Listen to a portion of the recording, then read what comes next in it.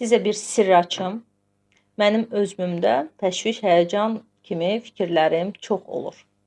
Yəni adətən, hətta indiki ərəfədə deyil, əvvəllər belə mən hesab edin ki, daimi şəkildə təşvişli fikirləri beynimdə canlandırır. Onlardan qurtulmaq üçün bir yollar axtarırdım. Çalışırdım neqativ filmlərə baxmayım, qorxunc səhnələr görməyim, pis xəbərlər oxumayım. Sanki bu formada psixikamı qorumaq istəyirdim. Amma psixologiyaya gəldikdən sonra artıq 10 ildir ki, bu təşviş, həyəcan kimi narahatlıq mənim üçün problem deyil.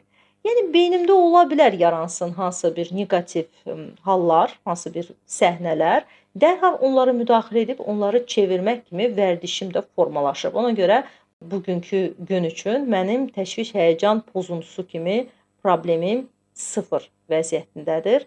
Bunu mən şəxsən öz təcrübəmdə yaşamışam və indi psixoloji elmə əsaslanaraq da insanlara bu istiqamətdə kömək oluram.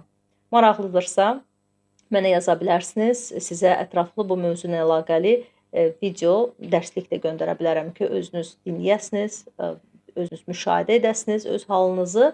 Amma əgər problemi çözmək istəsəniz, yaxşı olar ki, ilkin diaqnostikaya gələsiniz, daha sonra terapiyanın müddəti, metodu barədə ətraflı danışarıq.